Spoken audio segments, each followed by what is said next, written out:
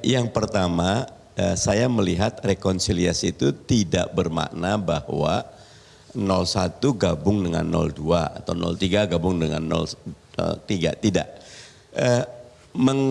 Rekonsiliasi bisa bermakna kita menyatakan bahwa pemenangnya si Fulan dan saat yang sama kita menyatakan kita akan konsisten ada di luar pemerintahan. Membangun oposisi yang sehat itu juga bagian dari rekonsiliasi. Jadi cepat selesai kontestasinya. Dengan jiwa besar kita menyatakan saya setuju sama CF, kita tunggu mudah-mudahan KPU 1-2 hari ini bisa memberikan data detail pasti bahwa sudah ada pemenangnya dan kalau pandangan saya akan sangat baik kalau para pihak yang terlibat langsung menyampaikan pernyataannya. Saya menerima, saya siap jadi oposisi. Kalau dia memang kalah, saya siap merangkul, monggo. Tapi rekonsiliasi tidak bermakna bahwa 01 gabung sama 02 karena proposalnya beda gitu loh. Kami waktu 2019 kita bareng Pak Prabowo. Ya. Ketika Pak Prabowo masuk itu haknya Prabowo. Ya. Tapi kami di PKS mengatakan kami tetap pada jalan oposisi. Karena proposal kami beda dengan proposal Pak Jokowi. Dan kami tidak membenci Pak Jokowi. Justru kami ingin kontrol Pak Jokowi agar tetap menjadi pelayan bagi masyarakat. Sama rekonsiliasi nanti akan buat saya tidak selesai. Kalau tiba-tiba 01, 02, 03 bergabung. Ya. Biarkan salah satu katakan misal 02 pemenangnya. 01 dengan 03 jadi oposisi yang sehat. Itu juga bagian dari rekonsiliasi yang cerdas. Yang membuat masyarakat bisa kok kita berbeda. Tapi bisa kita memerankan peran dan fungsi kita masing-masing. Tidak mesti berada dalam satu perahu yang sama. Tidak harus justru pandangan saya ketika tiba-tiba ada lompat seperti itu tidak sehat, tidak mendidik bagi publik. Banyak sekali yang kecewa, tapi kalau kita memerankan bahwa monggo Anda sebagai pemenang, kami akan menjadi oposan yang kritis dan konstruktif, itu sehat bagi demokrasi kita. Baik, kita berikan tepuk tangan. Bang Roni, yang kita dengar informasinya bahwa Ketua Umum Partai Nasdem, Bapak Surya Paloh akan segera bertemu dengan Ketua Umum PDI Perjuangan Megawati Soekarno Putri. Ini bertemu untuk menyatukan kekuatan melawan kemenangan 02 atau apa Bang Roni? Tadi pagi Ketua Umum saya menyampaikan memang setelah nyoblos dan ditanya wartawan, apakah ada upaya untuk pertemuan silaturahim dengan Bu Mega. Dan Ketua Umum saya menjawab, ya namanya silaturahmi kan kapan aja. Tapi bukan berarti pertemuan itu pada hal yang terlalu serius menyikapi hasil Pilpres ini. Mungkin saja silaturahmi biasa. Tapi Ketua Umum saya orang yang sangat bijak dalam perspektif yang penting negara dalam kesatuan yang sekarang ada ini adalah kita pengen punya pemikiran yang sama. Dalam artian membangun bangsa ini tidak bisa dengan kaki kita sendiri. Harus bersama-sama.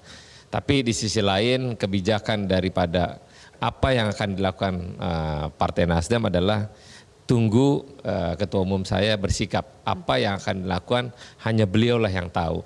Tapi seyogianya Partai Nasdem selama 10 tahun ini bersama Pak Jokowi konsisten dalam menyikapi dan membangun pemerintahan ini dengan seksama. Meskipun DNA-nya sudah berubah Bang Roni, sekarang kan DNA dari Partai Nasdem itu perubahan, sementara yang sebelah adalah keberlanjutan. Nah, masalah tagline itu kan tagline-nya Pilpres. Kalau Pilpresnya sudah selesai, ya mungkin saja perubahan tetap sama kita memang karena kita menyongsong gerakan perubahan.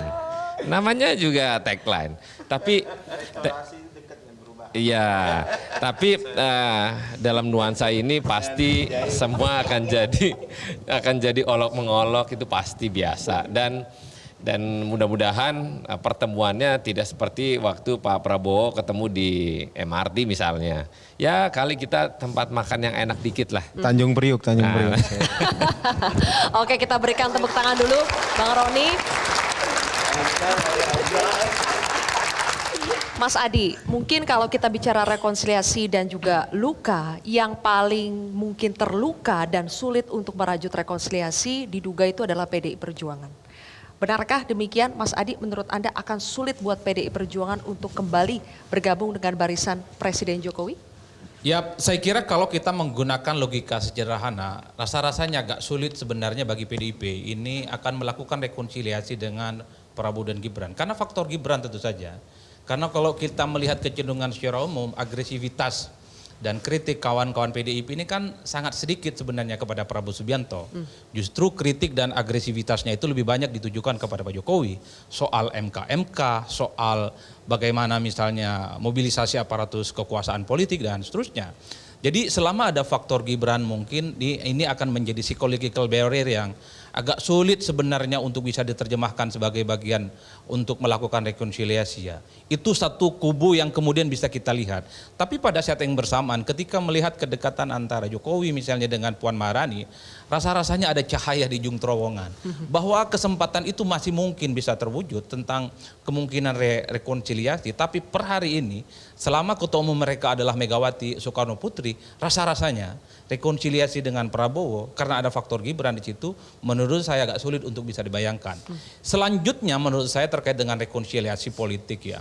Dari dulu kita selalu bicara tentang rekonsiliasi, kerjasama politik dan politik gotong royong sejak SBY pertama kali jadi presiden 2004. Ini adalah era di mana Pilpres dilaksanakan secara langsung. Saat itu saya selalu mengatakan di kampus dan diskusi-diskusi, pemilu adalah ajang reward and punishment. Yang kalah itu harus dipaksa dan dihukum harus menjadi oposisi. Biarkan dia berjalan di tempat yang sunyi. Biarkan dia tidak jadi menteri. Biarkan dia tidak punya akses terhadap kekuasaan politik. Yang menang harus berkuasa. Kita uji apakah keikhlasan berkawan itu bisa mesra dan bisa hangat kalau dia tidak bisa menjadi bagian dari pemerintah. Bisa tidak Nasdem, bisa tidak PKS, bisa tidak PKB, hangat dengan Prabowo, hangat dengan Gibran, kalau dia tidak menjadi dari kekuasaan politik pemerintah. Ini menjadi hangat karena jadi partner di pemerintah, karena dapat menteri. Ya. Coba bisa dibayangkan, Ya. semua yang kalah di pemilu, mereka tidak punya akses terhadap kekuasaan. Saya tidak membayangkan bahwa rasa kohesivitas mereka itu bisa dirajut atas nama kebangsaan dan terusnya. Ini kan yang membuat kenapa pemilu kita ini terkesan menurut saya agak sedikit main-main. Ya. Untuk apa kita berkelahi hampir setiap 5 tahun sekali? Kalau at the end of the day-nya yang kalah pun dirangkul. Kalau begini ya sweet aja lah pemilu ini, gantian gitu loh. Setiap 5 tahun sekali, anak muda pasti suka. Karena apa? Setiap pilpres kita punya residu yang tidak bisa dihilangkan begitu saja. Efek pemilu 2019 soal politik identitas itu kuat di bawah sampai sekarang. Elit saling berangkulan, bisa ketemu di kereta api, bisa makan bakso bersama. Tapi di bawah residunya nggak bisa hilang sampai sekarang. Inilah yang saya kira harus ada semacam expose dan portofolio yang agak sedikit berbeda. Di 2024 rekonsiliasi nasional, kerjasama politik tak harus menjadi bagian dari kekuasaan politik. Inilah sebenarnya sedang diuji betul oleh kubu kita-kita yang melihat dari sini, supaya yang kalah itu biarkan dia berjalan di tempat yang sunyi. Baik. Biarkan dia tidak mendapatkan menteri, biarkan dia tidak mendapatkan kekuasaan. Baik. Supaya kalau ada pemilu itu ada serius-seriusnya. Oke. Problemnya seringkali pemilu itu ada poros-poros politik tujuannya hanya satu, kotel efek. Yang penting pileg nyaman, pilpres nanti bisa berkawan. Repot ini kalau begini Baik. ceritanya. Apa jadinya? Oke. Seakan-akan pemilu ya hanya sebatas distribusi kekuasaan, sekeras apapun persaingan politik. Zilvia yang ingin saya katakan. Kalau bicara tentang soal bagaimana kemungkinan rekonsiliasi, saya kira semua partai politik yang kalah pemilu nanti di 2024, anggap saja nomor 2 menang, ini memiliki korespondensi historis satu sama yang lain bisa berkoalisi. Nasdem dengan Prabowo nggak pernah tuh. Misalnya ada sesuatu yang bisa dipertentangkan. Pak Surya Paloh dengan Pak Prabowo dulu sama-sama di Golkar. Apalagi misalnya PKB, kita tahu punya irisan politik yang cukup kuat. PKS apalagi 2 kali dukung Prabowo Subianto. Sekarang aja nggak beruntung. 2 kali dukung dan kalah. Sekarang nggak dukung, kemungkinan kalah. Tapi Jadi kan baik. PKS punya konsistensi di oposisi. Betul, makanya Harus diingat itu. sekalipun diajak berkoalisi sama Bang Dhanil, jangan mau Pak Ustadz. Iya, halo teman-teman, kembali lagi bersama saya di channel ini. Salam inspirasi, salam NKRI harga mati. Ya, baru saja kita mendengarkan penyampaian dari Bung Adi Praitno dan juga banyak narasumber lainnya, itu masalah rekonsiliasi. Ya, siapa saja gitu ya, apa aja gitu ya. Nah, tentu memang kalau kita melihat ini video yang sudah cukup lama, setahun lalu gitu ya, ketika Pilpres 2024 yang memang kita menyadari banyak sekali problem yang terjadi terjadi pada saat Pilpres 2024 yang lalu. Dan tidak hanya di 2024 sebetulnya, tetapi sampai saat ini juga tentu kerap sekali, banyak sekali persoalan-persoalan yang kita hadapi, tantangan-tantangan bangsa ini semakin terlihat teman-teman. Ya, tentu bagaimana kita juga menyaksikan betapa eh, bobroknya ya pada pemilu Pilpres 2024 lalu, dan juga pilkada gitu ya, dengan penuh dugaan kecurangan, ya, intimidasi, netralitas dari kepala negara, pemerintah, ASN dan lain sebagainya. Nah, tentu ini juga menjadi sebagai atau sebuah evaluasi kepada kita bersama agar nanti ke depan bagaimana kita menjalani pemilihan-pemilihan di 2029 ya lebih baik dibanding seperti 2024 yang pernah kita lihat. Dan terkait video ini, kenapa sih saya ulas gitu ya?